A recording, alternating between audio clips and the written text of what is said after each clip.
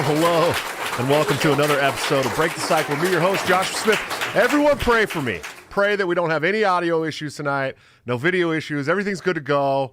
I really apologize about last night. It was a Bush League. Definitely not my best tech job over the last 100 episodes, almost 100 episodes. But I think I got everything squared away tonight. We should be okay. I hope that everybody's having a wonderful, wonderful Tuesday.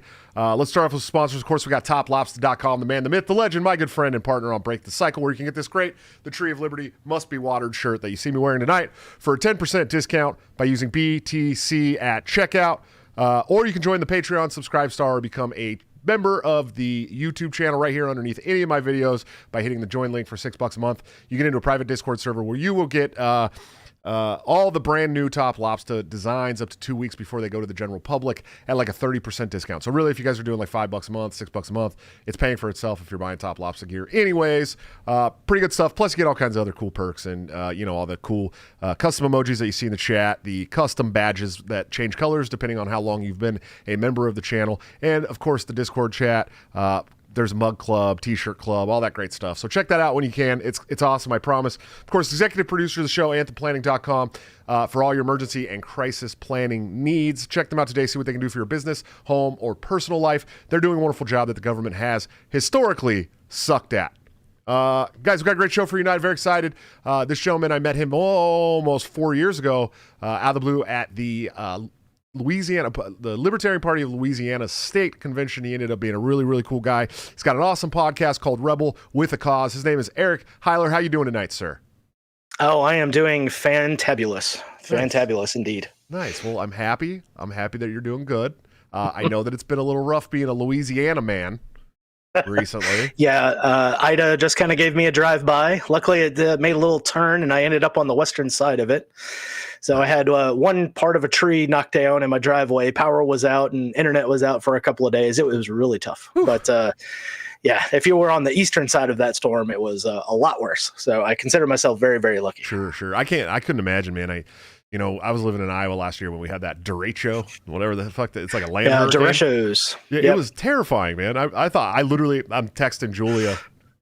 She's pregnant at work. It was like my day off. I got up and I went to the Casey's to get coffee. It was sunshine out. It was nice, not a cloud in the sky. And I came home and I'm sitting in my apartment in the living room. And we had those slat blinds that you move over. Yeah. And so the light comes through the centers of them a little bit, and it's the light's coming through in the living room. I got all the lights off. I got the TV on, watching the news and drinking my coffee or whatever. And then all of a sudden it just goes pitch black in my living room. Yeah. That's how it happens. Instantly pitch black. And I'm like, what the hell's going on? And I open the blinds and it looks like the Wizard of Oz, man. I mean, there's just shit flying past the window. And I just moved to Iowa. You know what I mean? And so I'm texting my fiance at the time, like, yo, I'm really, really sorry that you're gonna have to raise this baby without me. Like, I think I'm in the middle of a tornado right now. Like, I'm done. I don't know what to do about this. And she's laughing. She's like, sweetie, it's a storm. It's a windstorm. You're gonna be fine. But I mean, it ripped the roof off the hockey stadium here and all kinds of stuff, man. It was absolutely wild, dude. Yeah, and you haven't have you experienced an Iowa winter yet? Yes, I just came through. Well, we just got no summer, but right before the spring. I dealt with that Iowa winter, man, and that was brutal. I was not. I talk about this shit on the show all the time. I was not prepared for an Iowa winter. I went to the Walmart and bought a little snow shovel, and I'm like, I got this, Yeah, little snow shovel. Yeah. The first big snow, I'm like, okay, we're gonna need a snowblower. This isn't gonna cut it. So now we have a snowblower. Yeah, so that's one thing that I am well versed in. I was grew up in Pottawatomie County, Iowa, Oh, no right there shit. across the river from Omaha. And yeah, I remember once as a little kid, I got dumped out of a second story window to dig down to the front door to dig away all the snow so that you can at least open the door. Oh my goodness, dude. Yeah, it's wild. It's not that bad here right inside Des Moines. We get, a foot or so, but it's like, to me, I mean, anything over like 2 inches of snow, I'm like, life's over. That's it. I don't know what to do. And the worst part is the negative degrees, man. You know what I mean? Like, Oh yeah. it's like getting under. I had expelled. I think the worst I'd ever experienced was 12 degrees, and I remember just being like, this is horrendous. And now I've experienced like negative 25. And so now I know what real cold is like. But hey, man, you're voluntary. Got this great voluntaries podcast, big in the anarchist community. Why don't you explain your journey? It's something we like to do on Break the Cycle, and let me know how you got to where you're at today, man. Yeah, so I kind of take a kind of a long stream route around. Most people had their Ron Paul moment in 2008 and 2012. Not me. I had George W. Bush as my awakening call. Because in 2000 he starts using all the libertarian languages. He's not going to do any nation building and all this. And I was like, okay, well maybe he's not such a criminal like his dad was. Maybe it's going to be better this time. So then, of course, September the 11th happens, and all of that shit just goes right out the window, and they just go back on all of the campaign promises and everything else. And it was at that moment I was like, oh no, there's something broken here. So I had a little brief dalliance with the Constitution Party there for a little bit, and then found myself with libertarian circles, and then into the Libertarian Party. And then I was like, you know what, I'm kind of done with party politics altogether. I'll just go do my own thing and hopefully lead by example. Sure. And then so you're no longer with the Libertarian Party? No longer with the Libertarian Party. Right after that 2018 convention, because I saw how you were treated, overheard some conversations about Bill Weld going on, seeing Bill Weld with tux and tails and brown loafers on. I was like, I got to get out of here. Jesus, dude. Yeah, it was rough. I think that culture in the party's changing now, thankfully, finally. But it did take a long. It definitely sounds like it. Yeah, it took a long time, dude. And it's like the last bit of power they really have. There's like a few state boards in the country, and then the last bit of power they have is on the LNC, and they know they're losing it, so they're like scorched earth. You know what I mean? Yeah, might as well just salt the ground while they're leaving. So. Yeah, it's everybody who's resigned from that board has done something fucking horrendous right before they walked out the door. Yeah, I mean, just the stuff with Karen Ann Harlos alone. By the way, I love the pink-haired lady. Yeah. So everyone should. There was a picture on my old Instagram of me with the pink wig at the 2018 convention. That's right, so. in Louisiana. Yep, absolutely. I remember that. I remember seeing that. A lot of people were wearing that wig. Yeah, we had a whole bunch of them going around. It was great. Nice. Yeah, the whole thing, just like Joe Bishop Henchman resigning, but right before he resigned, he started a petition, or he started a motion to remove Karen Ann Harlos. The rep from Region 8 voted to disaffiliate one of his own states and then resigned. It's like on the way out the door, they were all doing something shitty, every single one of them. You know what I mean? Yeah. So it's like you can't expect them to do anything else. Absolutely, man. It's pretty wild, dude. So let's talk a little politics, because since you hate politics, what do you think of this new Texas law that's been signed into the legislature by Greg Abbott? Requiring election integrity. I mean, it's now a law that they have election integrity there. Yeah. I mean, are they going to have election integrity? Maybe. We'll have to see. But I did take a little bit of joy watching Beto O'Rourke starting to come to tears about not allowing the poor, disadvantaged people the access to voting in a state that was already so hard to vote in. And I was like, I voted in Texas before. I've lived in Texas before. It's really not all that hard. You sign up to vote when you get your driver's licenses. So I don't know. It's kind of weird. Yeah, I think it's going to be an interesting experiment for a state to require election integrity by law. It's so funny. It's so funny to see like the stark contrast between a state like Texas and a state like Florida, or a state like Texas and a state like New York, where New York's requiring IDs to get into restaurants that say you've been vaxxed, and Texas is going to require IDs for you to vote. And so it's like choose your poison. But it's like all these people that are saying that they want to require vax passports are calling this new law in Texas racist. Yeah. Yeah. It's like, well, I mean, if you already believe that black people can't make their way down to the DMV to get an ID card or a driver's license, or that they haven't had to show their driver's license for anything else, like, going down to the liquor store to buy beer or whatever. And now you're saying, well, now they have to get a jab and they have to show the little card with the 4 slots on it, and Sure. they tell you not to laminate it. Sure. Hint, hint, hint. Yeah. Well, it's funny because I was looking at the list today of like the least vaccinated states. Of course, New York's not on there, and neither is Texas. No, Texas is right up there. And neither is Florida. Yep. Florida's up there too. Yeah. None of them are in the top 5 least vaccinated states, or in the top 7 for that matter. What do you think the least vaxxed states are? And you guys tell me in the chat too what you think the least vaxxed states are. We'll talk about the top 7. Name some of the top 7. Name them in the chat too. All right, I'm gonna have to go out on a limb here and say maybe Mississippi might be one of those. Oklahoma, Alabama. I don't know. Maybe not Oklahoma or Alabama. Not Oklahoma. Utah, probably. Nope. I don't know. I wonder if anybody else is. Drop your super chats and tell me what you think they are. No, so number 1 is actually Idaho. Oh, Idaho, yes, of course. Yeah. And number 2 is Wyoming. Okay. Number 3 is Mississippi. So you did get Mississippi, and that was number 3. I got Mississippi right. Okay. Yeah, that was the number 3. Number 4 is West Virginia. Good old West Virginia. Number 5 Country roads take me home. Yeah. Number 5 is North Dakota. North Dakota. Number 6 is your home state of Louisiana. Yes, I kind of figured that Louisiana would be in there. Yeah, and number 7 is Tennessee. All of them are around less than 50% vaccinated. Good.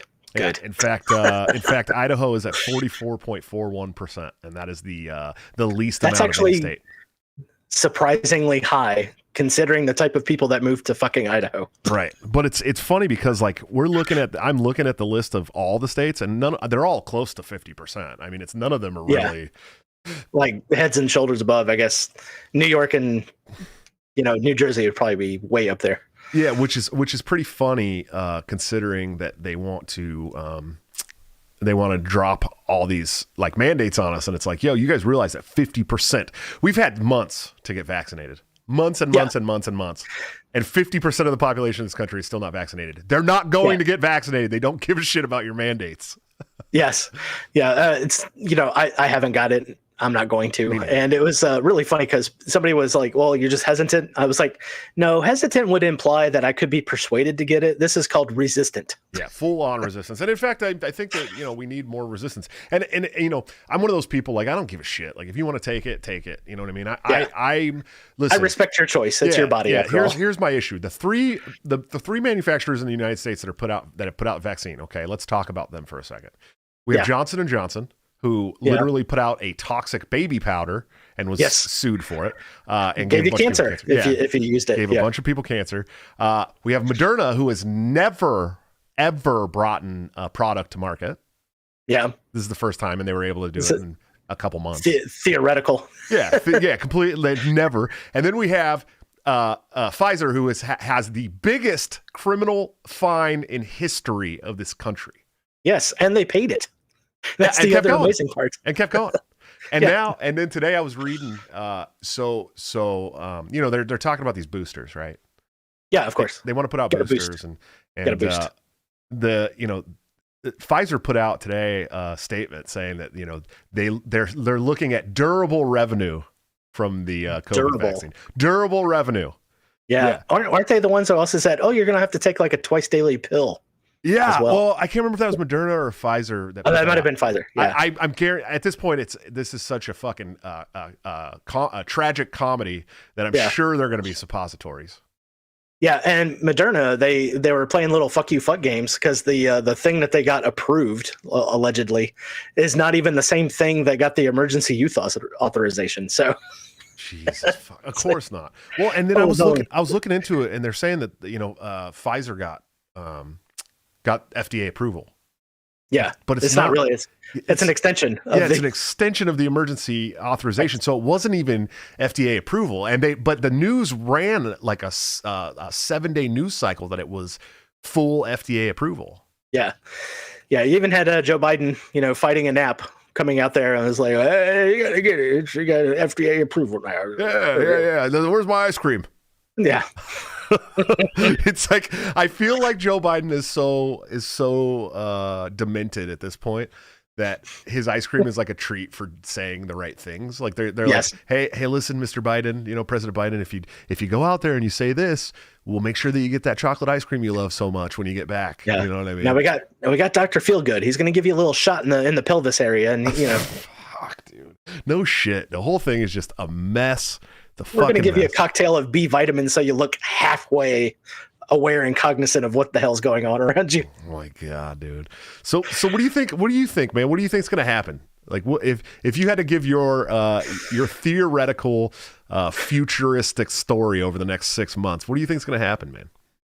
Oh man, if I can go back in time to 2019 self and say, all right, now look, at the end of this year, someone's going to eat bat soup and we're all going to get locked inside of our houses. I would have thrown my future self out the door and said, go away, crazy person.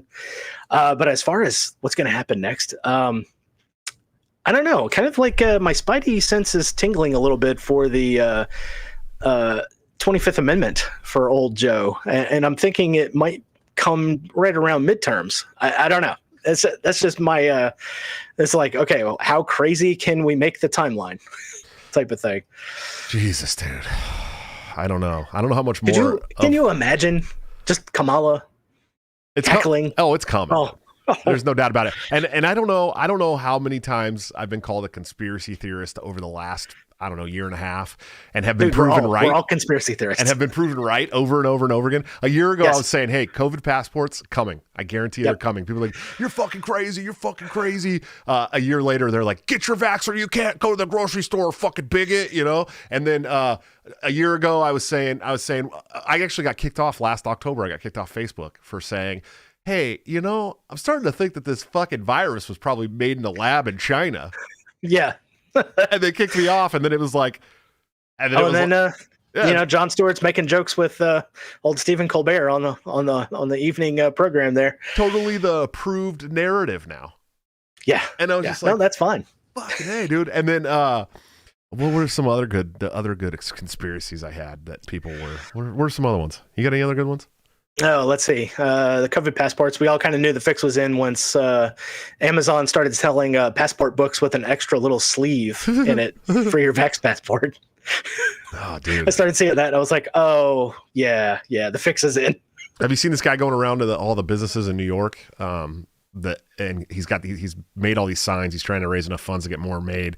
But he's going to businesses and saying, hey, will you help us out by putting this in your window? And it's like, we accept, it's got a bunch of woke shit on it. We accept all genders, all races, all sexual, all this shit. And then at the bottom, and it's like, and we also accept vaccinated and unvaccinated. And unvaccinated. Yeah, and all the restaurants and like businesses and shit are like letting them put this in their windows because they agree with it. Yeah. Which is fucking crazy to me. So I have these libertarians telling me, you can't fight back, using this system and blah, blah, blah, blah, blah. Otherwise, you're bad and this and that. And it's like, dude, that's what these people are doing. They're doing exactly what I said would happen. Yeah. If we don't defy the government, then they have to do these things because the governments will crush your small business. And so thankfully the businesses are doing it, but I've been trying to explain to people, like, if a business is telling you that you can't come in because you're unvaccinated with some untested vaccine, it's not because they don't want you there. It's because the government is telling them they're going to shut their fucking business down again if they don't do these things. And instead of making zero money, they'd at least like to make 50% of the money they were making before they were shut down for 18 months. Because that's better than nothing at all. So right. So it's really, at this point, it's this private property argument that we keep having in the liberty movement, the broader liberty movement. Company, bro. Yeah, it's like that'd be all fair and well if there weren't government forces in the market. You know what I mean? But there are. Yeah, 100%. all over the place. 100% there is. Here in Iowa, we'll never have vax passports. I mean, it's been illegal. It's been deemed illegal by our governor. Yeah. But if it hadn't been deemed illegal, I'll tell you right now, 90% of the businesses here still wouldn't have instituted it. Yeah. They just wouldn't have. Yeah, because no, it's just bad customer service. It's They like don't care. I don't care. You know, you know how many business owners I know that are like, "Oh, I'm not taking that shit. No fucking way. Yeah. It's not going to happen." You know, and Yeah, you think they're going to keep unvaccinated people out of their business? No. No one's gonna care. No one's gonna ask. It's this whole argument has come from people who have no idea what the market is. They have no idea what profit motive is. They just don't know anything about the market at all. Yeah, so I dodged a bullet. So I got away from a 90,000 plus employee engineering firm that is a federal contractor. And the day that was my last day, I was like, you know what? I'm just going to pay attention to the staff meeting this week and just kind of see what they're saying. And they were saying, well, you know, Joe Biden came out and said that federal contractors were going to have to get it. And so what our legal department is looking at. And I was like, oh shit, man, I'm so glad I'm getting out of here. And then I'm at a new company, and the owner is like talking to me about 4chan and stuff. Oh, nice. So I was like, oh, I'm in good hands. Yeah, I have something like that too. My boss is cool as shit, and like I have all these people that are constantly online, like, oh, you know, find out where he works, tell his boss, tell this shit. And I go in the morning and show my boss these texts, and he laughs. He's like, "What a bunch of retards," you know. It's really funny. It's really hilarious. They think they can, you know. Because these people want to take your income, dude. They want to make sure that you can't make any money to support yourself and your family because they don't agree with what you say. Yeah, on an ancient battlefield, men used to settle their differences by putting fists in each other's face. Exactly. But these people are so weak that they have to go do the end run around, and they're going to talk about you, and they're going to gab like little girls on the phone to your boss to try and get you to lose your source of income. Yeah.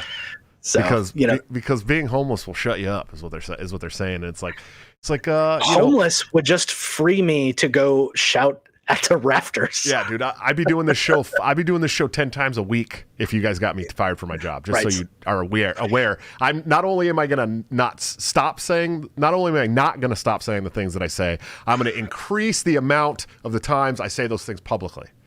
Right. You know why? Because fuck you. That's why. You know what I mean? Like that. You know, if you got me kicked off my job, but that would never happen. You know what I mean? I work. Yeah. I would just look them dead in the eyes, and I would say, "I am the last of Generation X. Come at me, bro." I'm actually a millennial. Yeah, I won't hold that against you. You're cool. You're cool. I was almost the other generation. I was born in '83, so I was really close.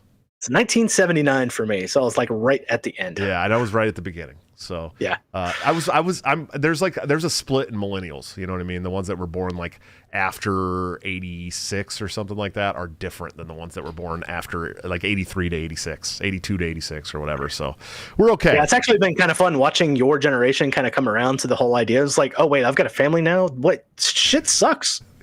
Dude, yeah, because we partied, man. I mean, my generation back when in our 20s, it was just like everyone, even like the good kids and shit, like the good young 20-year-olds went to the bar every night. I mean, that's just what they fucking did. It was like, you know, the generation above us, they didn't do that shit. I mean, they did, but not like us. You know what I mean?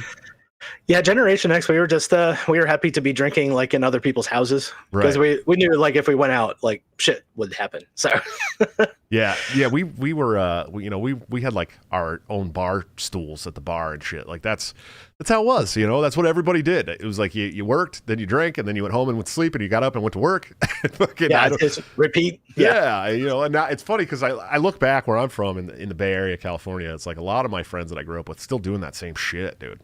Too, you know what I mean? And I'm like, fuck, dude, I have 2 beers and I'm hungover for a week now.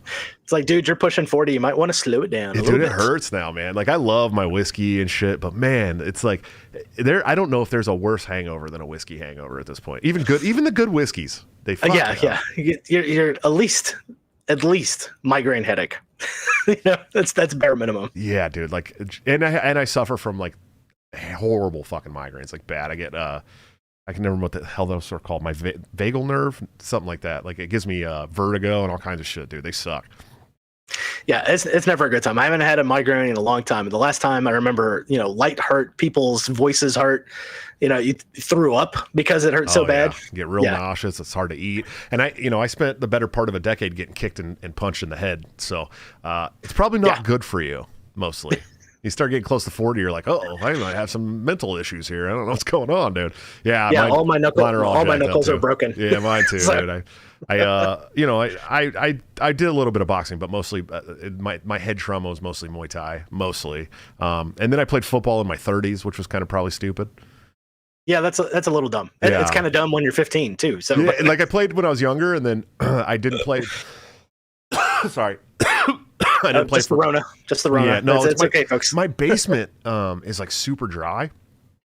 They have like a dehumidifier down here, and I don't know if it's for all the electrical equipment and stuff that's down here, but man, it's so dry, and I'm gonna put like a humidifier down here, so when I do aimed right at your face. Yeah, so when I do the show, I don't get all dry. It's hard, man. Like if I do it upstairs, I'm fine, but yeah, I decided when I was like 33, there was a new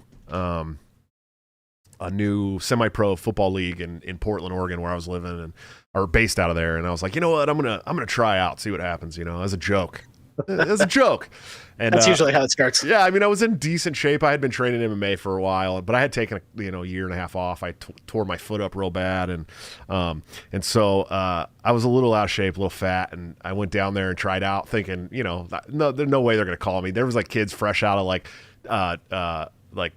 there was a kid that played at one of the schools in the SEC, and like there was one that came from Oregon State, and there was like these young kids. I mean, they're in their early 20s, so I went home. I went, and they're like, "What position do you want to play?" And I was like, "I started center in high school, right?" So I was like the big fat. I was the big fat kid, I was like 5'7", 245, and so I was like, "Well, I'm big, but I'm tall and lanky, kind of, you know what I mean? Like I'm 6'2", like 240 at the time."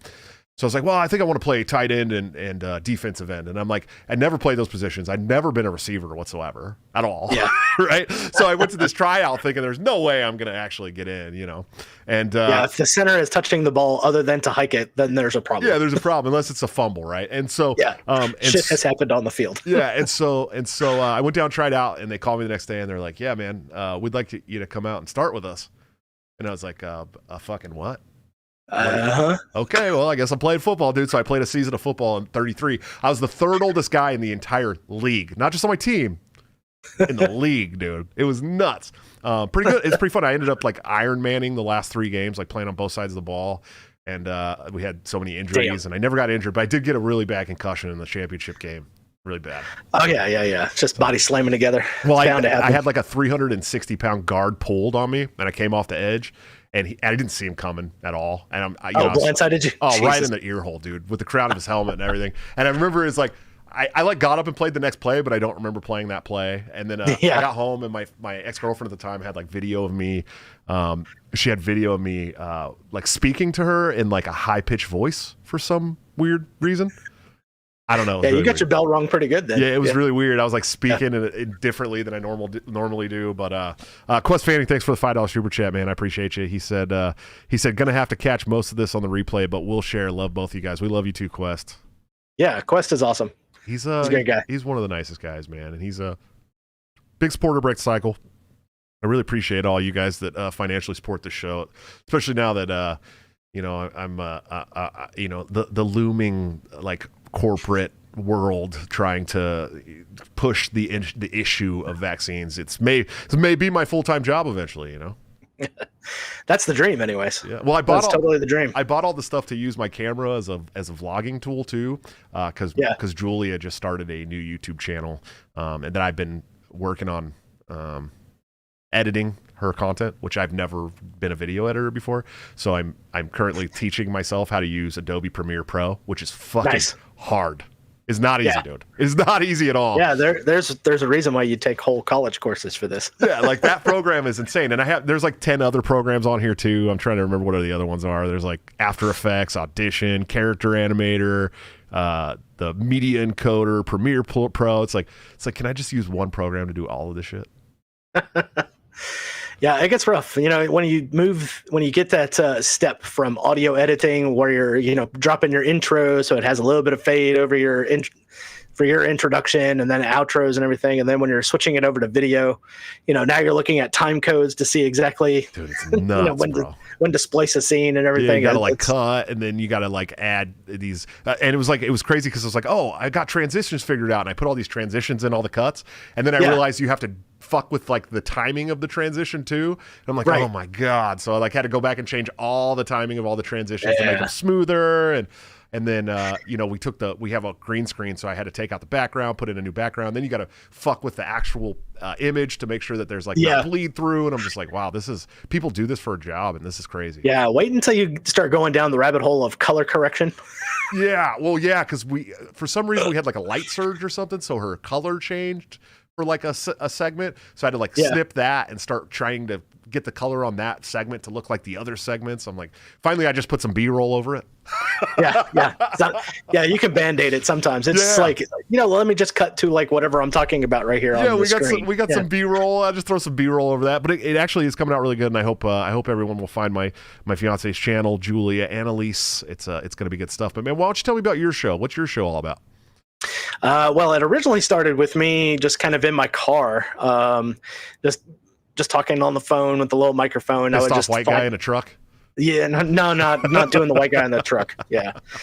I have made fun of my share of dudes about to go do a rant in the truck about their damn kids. But yeah, it started off with that, and I was just kind of doing little stories here and there, and then eventually I started working up the nerve. I was like, well, maybe I can interview somebody, and I'm a little bit better playing off of somebody. So ever since then, it's been just having conversations with people. I don't really have anything outlined. I might write down a few things to touch on points and everything. So it's a little bit more like this. It's a little more laid back, kind of. I call it the back porch episodes. It just sounds like we're having beers on the back porch. Well, that's a good thing for a Louisiana man, because I think a bunch of coon asses down there. That's what you guys do, right? That's right, man. That's right. We there's nobody who is more professional at drinking than a Cajun. Let me tell you. Yeah, them guys down there, man. They're like a whole nother. It's like a whole nother race. I don't know. It's crazy. Yeah. Man. Yeah, so anytime that it's happening upon swamp people and they're talking, I'm seeing subtitles, and I was like, the rest of America needs to read this. So, have you heard of ISIS K yet? Yes, ISIS Khorasan. What is it, 5 guys in a basement somewhere, hanging out in the woods? Yeah. Are you? Do you think there will be as many ISIS variants as there are COVID variants? Oh, I even saw a story today. We were talking about the COVID variant of Mu. Oh, is that a new one too? Yeah, that's a new one. It's so infectious. I can't even keep up with them anymore. That's the thing that people don't understand. So it's like every coronavirus, almost every respiratory virus. You know what I mean? You have so many variants. They mutate. That's what they do, and typically they mutate in a way that they don't kill their host. I mean, that's 98% of mutations from respiratory viruses are mutations that are less deadly and more contagious. That's how we got the common cold. The common cold it was a pandemic that killed tons of people. Yeah. Rhinovirus? Yeah. Well, I mean, corona is one of the hundreds of different types of viruses that cause the common cold. Sure. Yeah. That's the reason why we can never nail down what actually causes the common cold. There's just too many of those viruses that all exhibit the same symptoms. Sure. So, well, and I think the rhinovirus is the number one cause of the common cold. I think it causes 74% or 75% of common colds. Yeah. But the rhinovirus is people die from the rhinovirus too. I don't know if anybody understands that the cold does kill people sometimes. Yeah, and a lot of times it's little kids because their immune systems haven't set up yet. And old people. Yeah, and unlike this particular kufi, we've got just old people getting it for some strange reason. It might not have nothing to do with baby boomers and pensions and Social Security. I mean, yeah. The boomer doomer is what we were calling it in the beginning, but and now you got the clot shot to go with the boomer doomer. But that's right. So the kids thing is really fucking bothering me. Okay, so we got 7 children. Okay, and 3 of them go to public school here in Iowa, and I'm not proud to admit that, but we just have too many kids to do it on our own right now. Yeah, I would say public schools in Iowa probably a little bit better than a public school in Los Angeles. In California.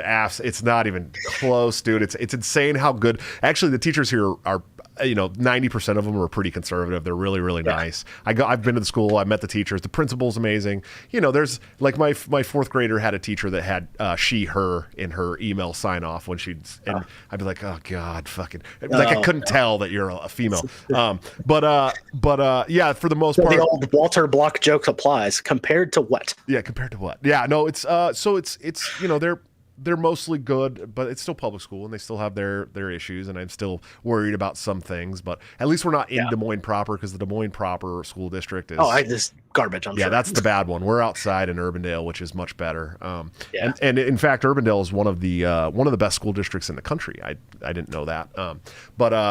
See, there you go. So last year, when we first got them in October, we got them enrolled in school, and they were doing all online school. And I'm like, these kids haven't been to school in 3 years. All right. We just adopted three kids who one had never been to school. She was supposed to be in kindergarten and hadn't gone. One was in fourth grade and was supposed to be, had done one day of first grade and was supposed to be in the fourth grade. And my 16-year-old hadn't been to school since 8th grade. And she was supposed to be a sophomore. And so they're putting them all online, and I'm going, dude, this doesn't work for these kids. You know what I mean? Like, they can't do that. So they ended up letting them go back and then doing a hybrid thing where they did like one day online and then one day at school. Right. And then after, during the summer when their school started, because they're year round, or actually long before summer, they dropped the mask mandate. In fact, Kim Reynolds made the mask mandate illegal here. No schools could require it. And so we sent our kids back to school with no masks, dude. They've been going since last... when was it? Probably January, February, with no masks. All the kids here, and I'm listening to this national news media this corporate national news media telling me that all of these kids are getting this COVID and and the kids are now dying and this shit. And I'm like, where? Yeah, it's not happening here. Yeah, to quote the great Asarchist, source. Yeah, source, exactly. Because I'm like, and it was even funny for us last year when we had our son on New Year's Eve. This was in, New Year's Eve at the hospital. The nurses and doctors were like, yeah, we don't know why they keep saying that shit on the news. We have 4 people in our ICU and only one of them is a COVID patient. Yeah. And that's in Des Moines, like the biggest city in Iowa, where they're saying that we have this huge surge and spike. And then you would think we have all of these numbers that actively refute the stupid garbage that they've been pumping into our face for the last 18 months, and they're sticking with it. And it's driving me fucking crazy. Yeah, it's like, we already know you're lying, and they're like, that's cool, we're just going to keep doing it anyways, don't worry about it. And then this Oklahoma thing that just happened with Rolling Stone, did you see that? Yes. Oh God, dude. They're like patients, gunshot wound patients lining up at the hospital because they're full of ivermectin overdoses. Yeah, and then that hospital has to come out and goes, he's a doctor, but he doesn't work for us. Well, and the picture they used is from the winter. Everyone's bundled up in winter gear, and they're saying this is just happening. And we're like, it's been 100 degrees in Oklahoma for the last couple of weeks. Yeah. Like, what the fuck are you I don't know about you. I've been to Oklahoma in the summer. You don't wear thick, heavy coats. No, that's here in Iowa too. It's hot and humid. It sucks. Yeah. Our corn soil is crazy. And then, so in Missouri, we had this other instance where the big children's hospital in KC-Mo, right, in Kansas City, the news put out that they're filled up with children from COVID, and they can't even bring in new patients because of this. And they actually put a statement out on their Facebook like, we continue to be able to serve our community. Yes, we have a lot of cases of kids in the hospital right now. No, it's not COVID. It's RSV and other respiratory viruses. Yeah, and we usually get every year. Yeah, and we continue to be able to serve our community. So please, if you have a child who needs help, please bring them to the hospital. The news is putting this shit out all over the country. Look, that's Oklahoma, Kansas City, Iowa. I can tell you right now of 3 states where the news media is lying about children and ivermectin, but I'm the conspiracy theorist. Yeah, and we're issuing those retractions like right at the beginning of the news, right? And they're very heartfelt apologies coming from these jackals. Well, and it's funny because they don't even really write retractions. You know what I mean? They put like edited on blah blah blah blah blah at the very bottom of the page in small print. They're like, actually, this picture was wrong and blah blah blah blah. And it's like, how can you get away with that? And then I get banned for talking about how I know somebody who saved their life with ivermectin. Who's the purveyor of misinformation now? Right. Like I Facebook personally know fact-checkers. people who have saved their life with ivermectin. Like we're very sick and took ivermectin and got better. The horse dewormer. Yeah. The Nobel Peace Prize human medication that has been around for decades and has had 1 billion prescriptions. Yeah. Yeah. Like, yes, that's what I'm talking about. No, not the horse dewormer. Although you can buy that at the Tractor Supply. Yes, you can. You know, my fiance took it from the Tractor Supply. Yeah, that's fine. Yeah, it'll work. She was going as long as you know the dosages, you'll be okay. Yeah, she was going through this. Autoimmune stuff, and she did like chelation and got all her mercury fillings removed and did like everything she could. And then she took this horse dewormer from the Tractor Supply, and it actually helped her. So she swears up and down she had some kind of parasite or something. Shocking. Yeah, it could be. Yeah. Could be. It wasn't. This wasn't a COVID thing. Obviously, it was something different. But yeah, something different. Yeah. No, my father-in-law is a vet, and anytime that he has to go to the hospital, they always ask him the question, "What have you already taken?" Because he has access to the dog pharmacy. So yeah, he can prescribe himself stuff. Yeah. So like the amoxicillin and penicillin and crap that you would normally take for stuff, he's got access to all that stuff. And we all should. You should be able to buy antibiotics, I think, over the counter. I mean, don't talk to me. I think cocaine should be legal. So, over the counter. Over the counter, that's fine. Just we're so far off from ending the drug war. Yeah, it's disgusting. Yeah, recreational coke is not going to be a thing for a while because the blue hairs ain't ready for that kind of freedom yet. It's always the Louisianans that want the cocaine free, open. Everybody just use it. It's how far away are you from New Orleans? Oh, I'm about 45 minutes, about 10 minutes outside of Baton Rouge, and 45 minutes from New Orleans. So well, that's not bad at all, dude. Yeah, you probably hate that place now, though. If you live there. Yeah, Baton Rouge and I have a relationship that Voltaire had with Paris. He loved the city, but he hated the people that lived there. So, jeez, yeah, it's quite amazing. I'm still driving around, and mask mandate compliance is at an all-time low, but there are still people who are walking in downtown Baton Rouge with a mask over their face.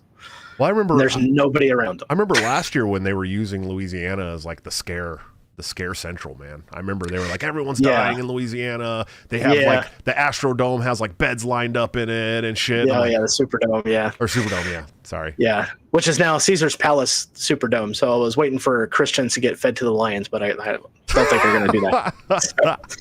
But what's it like now in Louisiana, bro? What's going on there? Yeah, I mean they continue to hype the fear. So there was they keep putting out this number. It's like, oh well, we had 4,000 new cases. And so I was like talking to, the old coworkers at the old job. And I was like, well, what do you think they mean by case? I mean, are you picturing in your head somebody like laid up in a hospital with machines on them? I was like, well, yeah. I was like, no, they pop positive on a test. Right. Probably some of them may not even barely have any symptoms. Yeah. Some of those aren't showing symptoms. And depending on how many cycles they did that test, it could be a false positive. So, but as soon as they said that, it was like, oh, well, that can't be it. And then I was like, okay, well, here, go look it up. Jeez. Here, let me Google that for you. Yeah.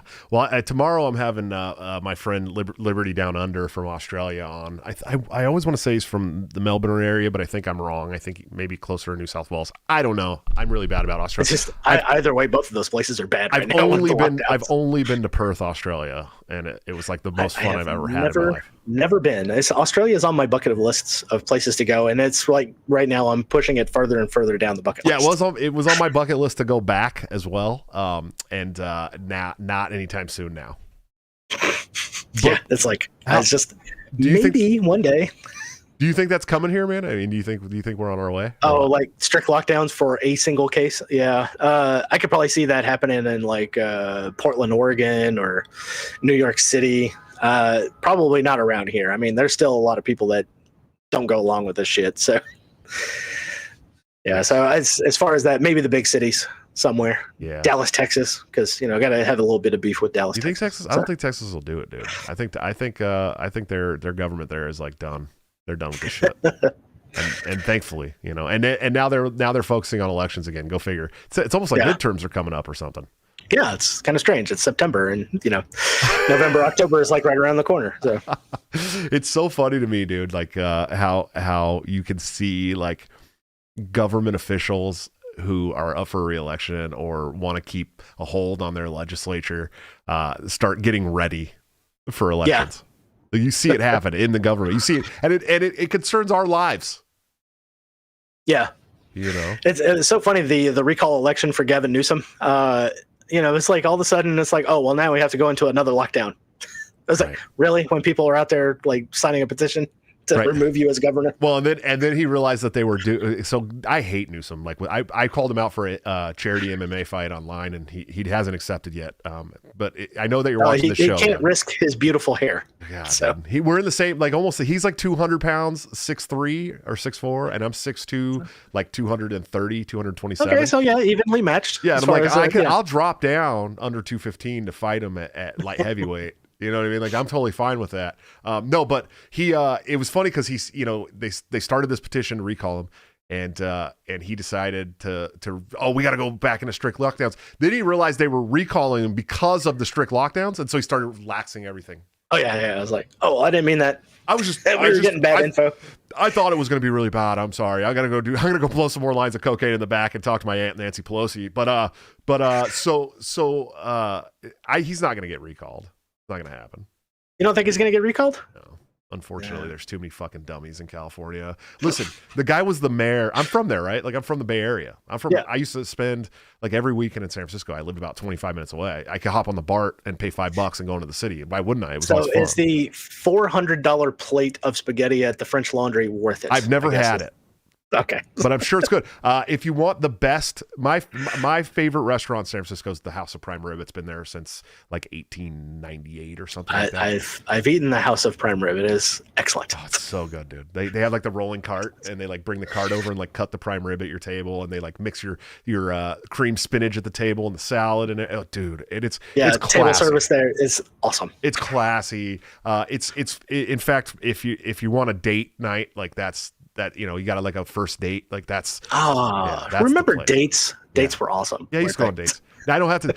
Now I want to go on dates more than ever, and I'm got a fiance with 7 kids, so our dates are, kids kind of put a damper on things. Yeah, I've got the 2 that I've adopted out of foster care. They can be a handful. Did you adopt 2 too? I adopt 2 kids from foster care. One was my wife's second cousin once removed, or some kind of weird family math like that. And the other was a baby that was born drug exposed, and she turned 5 on the 31st. So, dude, well, I have a whole newfound respect for you, brother. Know how it goes. Yeah. It's hard. Yeah, man. I saved a couple of kids from the state. Yeah, luckily. It's hard, man. I don't think people understand, like, taking on kids that aren't your own. They don't know you. If they do know you, they don't know you well. They don't have that trust and relationship and bond with you, and you have to like build it as they're older, which is hard to do. Yeah, very hard to do. Not so much with the little girl, because I mean we had her like 2 months after she was born. Sure. So yeah, we're the only parents that she knows. But you also get put in a strange place when you're the foster parent, because you have to be, the bio mom and dad's cheerleader while they're trying to fix their shit so they can get their kids back. Right. And, and it was like, I was even like telling my wife when we got the little girl, I was like, prepare yourself, because if mom fixes her stuff, she's getting this little girl back, and you're going to have to be okay with letting her go. Right. Yeah. So, I was, it's really hard for me because all my kids' mom is my ex-wife. Right. Yeah. and I know the mess that's going on. And I know that it's probably never going to happen, but I did have DHS tell me straight to my face, like, she'll never have these kids back. So I don't really, you know what I mean? Like, I don't have to worry about that as much, but it is, we try to cheerlead as much as we can. Yeah. But we also know that it's inevitable. Do hope that they do good, but at the same time, you just know that if they don't, they're going to be in a much better spot. Right. So, right. And that's how we look at it too. It's like, we would, do whatever we could to make sure she was good and helped, and but she doesn't want the help. So you're gonna have people like that. So yeah, we'll love the kids as much as we possibly can for as long as they'll let us. But my 7-year-old, she just told me she loved me for the first time the other night. I do this thing sometimes when I come home from work and no one's around. I'm like, hey, does anyone in this house love me anymore? Because I'm like, it's like, damn, I just worked a 12-hour shift. I'm sole provider for all 9 of us. Like, it's hard. Everyone wants to go hide in the closet. Yeah. And I'm like, could you guys just like maybe say hi when I get home or something? And so my 7-year-old pops around the corner. She goes, I do. And it was like the first time she'd ever said it, and I was just like, just acknowledgement. Yes, I'm gonna go ugly cry now. Like right now, I'm gonna go ugly cry. It was really adorable, man. And Daddy's got something in his eye. I'll be right back. Well, especially because when we first got her, she was the one. She'd like go like if we even said anything to her, she'd run under the kitchen table and like get on all fours and start growling at us and shit, dude. Like it was rough. Yeah, my son was like that because he had PTSD. Like his mom would just like abandon him and his brother with the grandma for days on end while she went to go God knows what with God knows who. True. And he would literally hiss at you and growl at you. Yeah, that's how she was too. If you were just telling him, "Hey, buddy, let's go clean up." You know? Sure. Well, and I have this like habit of like patting the kids on the head too. You know what I mean? Like, oh, good job, buddy, you're doing good. If you got like this close to her, I mean, she'd shirk away, and it was like, we had to be really hands off with her. And now she hugs me and all that stuff too. And it's really cool to see that change. You know what I mean? Yeah. It's hard, but it's really cool. So yeah, it's like raising your voice was like another no-no. It was like as soon as you did that, even if it just went up a little bit of a decibel. Sure. And that was something that I had to learn, like it wasn't easy for me because I was, for the people who don't know my story, about a little over a year and a half ago, I was a bachelor living with my best friend in California. And now I have 7 children that I'm helping raise or am raising. That's a lot to deal with like overnight. In 18 months. Yeah. Well, we went, when I moved here, it was my fiance had 2 girls and I was trying to be a good stepdaddy style mentor to them. And then we got pregnant. Right. So we had a son on the way, and then I got my daughter, but I didn't just get my daughter. I got my daughter and her 2 siblings and my daughter's incoming daughter, who's my granddaughter. And so it was like we added 4 overnight. 3 overnight and then 2 more within 3 months of that. And both babies. And so I had to, it was a lot of work, dude. Like I had to, okay, you're going to get mad. There's a lot of kids in this house. They're all going through shit. You got to learn. And they're all going to test your buttons because they all know what buttons to push. Well, and there's a lot of things that are trauma that we didn't know were trauma. Like eating habits there's like trauma eating. You know what I mean? And like, yeah, that's another big one. It's like, why are you going into your room with your food? It was like, well, it was like, so you don't get it? I was like, I provided the food to you. We're sitting down at the table so that we can they'd squirrel it away. And then the 2 younger ones would only eat certain things. They wouldn't eat it's still a struggle with the 7-year-old. She only wants like grilled cheese sandwiches, quesadillas, or chicken nuggets. Like that's it. Anything else, she will not look at it. She'll eat it. She'll actually freak out if you're like, can you just try the corn? She'll freak out. Like it's really hard. The boy eats a lot more now. And I work some little deals. Okay, listen, if you guys eat everything that we ask you to eat for the next 2 weeks, I'll take you to Pizza Ranch over the weekend. You know what I mean? Yeah, we'll have a treat. Yeah. So there's like little ways, but there's so many little things that are trauma that you don't know are trauma. You know what I mean? It's like with my son, like trying to get him to try something new is like, okay, come over here and help me make it. So maybe if you've got your hands in it, maybe you'll understand. Sure. And so that kind of helps. You know? Every now and then I'll come home and my cast iron is scorched and everything. Ooh, see, that'd be a hard one for me, man. I'm like, okay, now I got to beat all the kids. You messed up the cast iron. No, I don't. We take a full peaceful parenting path. Yeah. 100%. And he gets a lot of shit. Stefan Molyneux. Kinsella? Oh, not Kinsella. Kinsella's cool. Molyneux gets, and rightfully so, he gets a lot of shit. He's said a lot of dumb shit, but his peaceful parenting principles are just spot on. Yeah, and he was another one that was helpful on the journey over because you heard it was like that one big video that got shared all over the place. What anarchism is, I think, was one of his videos, and he was like explaining everything, and then you're like, oh yeah. I get that. And then you get into the peaceful parenting stuff, and then all of a sudden it was Donald Trump is going to be our savior. I was like, oh, no. What? And then he's like, I don't agree with him on some stuff, the ethno-nationalist stuff that he talked about when he went and visited. Like, I'm here in Poland, and there's hardly any crime. I wonder why. Yeah. It's just like, ooh, okay, I'm gonna shut up. This is where I'm gonna take my exit now. Good luck, man. Thanks for the peaceful parenting theories. But no, we take that route for sure. It's and it was hard in the beginning. I wanted to yell, and sometimes I raised my voice, and I had to like slowly teach myself not to do that. You know what I mean? Yeah, I'm the child of abuse. So my dad would like beat the shit out of us and everything else, and so you have to recognize within myself not to do that crap. Sure. And so I can tell pretty quickly when it's like, oh, you're about to go over the edge. Let's take a break and let me walk outside. Yeah, you can feel it, and it's when you're raised like that. It makes it a little bit harder not to do it. And my mom could be physical. She was pretty tough, but there was an age where I hit where it was like she couldn't do anything to me anymore, so I just leave. And I put my mom through hell, so I still understand her frustration with me growing up. I was a rough kid. A lot of people don't know I spent like a long time in juvenile hall on and off, probably a year and a half, 2 years or something, and. I was never quite that bad. I was just a redhead with, riddled with ADHD. So sure, I had the ADHD real bad. I was probably a handful. Yeah, I think I got diagnosed bipolar when I was like 12 or 13 or something. So it was like they had me on all these meds, and the meds made me worse. You know what I mean? Yeah. Thankfully, like my mother, I flattened out in my like mid to late 20s. Like somehow we both evened out in our bipolar, so maybe it was like a bad diagnosis. I don't know, but yeah. Well, I mean that just comes with age too. So.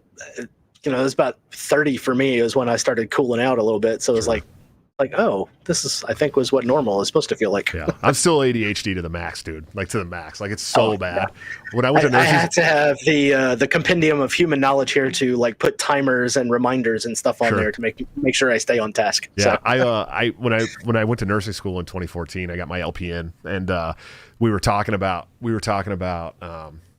the ADHD, how they diagnose it. And there's like these 3 sections, right? And in each section, there's like 8 things. And like, if you can pick one thing from each section, that child probably has ADHD.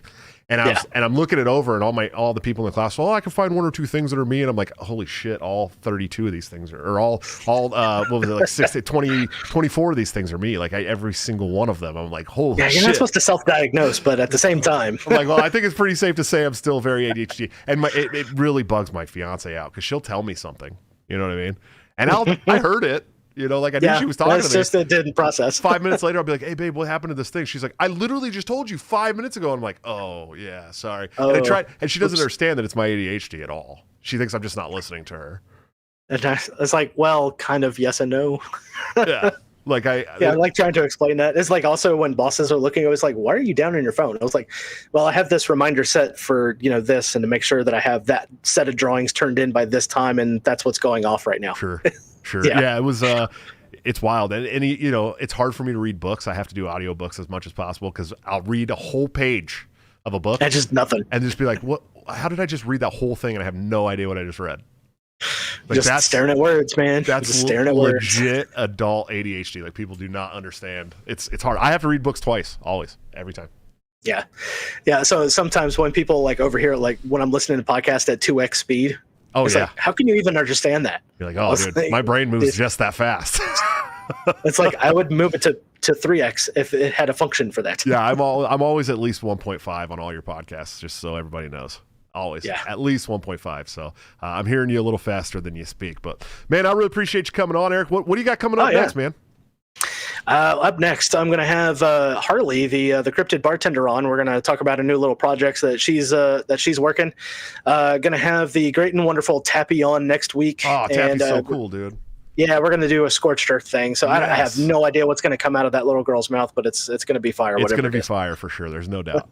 It's probably I'm going to laugh because she's so fucking badass online. I bet she's super timid in real life. She is a tough broad. I bet she's so timid in real life, though. I don't know. We'll see. I'll be listening to that one for sure because I love Tabby. Awesome. She's one of my favorite follows. We beefed once online, real briefly, but she was cool. You had beef with Tappy? That seems so out of character. Yeah, it was really yeah, right. It was something to do with my podcast, and her husband didn't like it, and he was talking shit. So me, I'm going to talk shit back.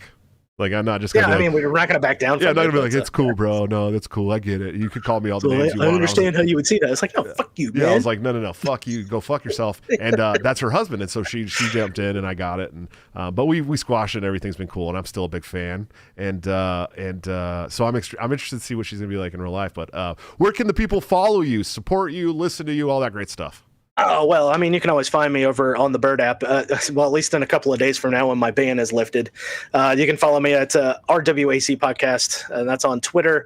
I have a YouTube channel over here that's also going to be Rebel with the Cause Podcast. You can also find me on Float, and that's pretty much about it. Sick, oh, man. I do have a website. It's rebelwithcausepodcast.com. Sick, So. man. Well, I appreciate you. I'm a fan and friend. If you could give me like 2 minutes, I'll shut this out so we can do the members only stream real quick. Sure. All right, brother. I appreciate you. No problem. All right, guys, another awesome episode of Break Cycle. Eric is so cool. Definitely go check him out. Check out his podcast. He's hilarious. He likes to respond to people in video messages on Twitter, and that's hilarious too. He's very funny. Definitely follow the man on Twitter. He's a great follow. Guys, I appreciate you coming out and hanging out with me. Coming up on the show tomorrow, my friend Liberty Down Under is going to be on the show talking about the extreme tyranny that he is facing in Australia right now, and he's going to talk about how he's putting together a group of people who are going to be savages and try to push back on all the tyranny over there. So I'm very excited for that. Guys, Thursday, my 100th episode is going to be savage. We're going to do a roundtable podcast about the culture war with myself, Maj Toure, possibly Robbie the Fire Bernstein. I'm hoping he'll be there. I'm sure he will. Top Lobster, and of course, my good friend, stand-up comedian Adam Nutter. It's going to be fire. You guys are definitely not going to want to miss this. And then on Friday, the dork John Hudak comes by Break the Cycle to try and make a case as to why I shouldn't have savage people on my podcast that he disagrees with. Trust me when I say you're going to want to be there to see this. It's going to be an absolute roast.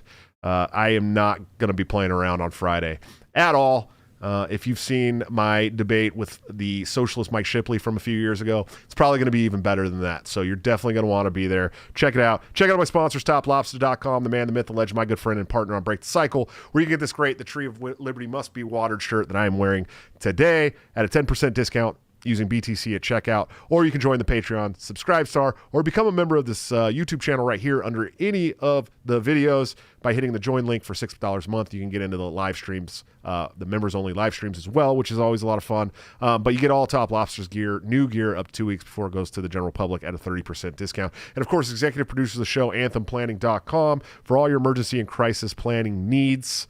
Check them out today. See what they can do for your business, home, or personal life. They're doing a wonderful job that the government has historically sucked at much cheaper and much more efficiently. Guys, I will see you tomorrow for the show with my good friend, Liberty Down Under. I'm very, very excited.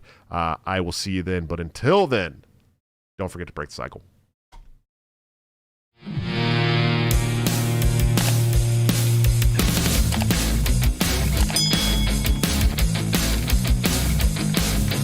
Due to legal reasons, I just have to explain. The lyrics of my last song may seem to contain a violent call to action in the verse and refrain, but I just meant it in Minecraft. The helicopter part was in reference to GTA 5 and the things you do. So any violence you commit, I am not an excuse, because I just meant it in Minecraft. A chipper is my friend and he's constantly cold. Accusations of incitement getting totally old. Make your own choices, yeah, you have control, because I just meant it in Minecraft. Obviously I would never advocate force, unless there's due process and a trial, of course. And if you're convicted, we will make you a corpse. In Minecraft, just in Minecraft. You're nothing I mean, you know it. No product dinners cause it closed from COVID.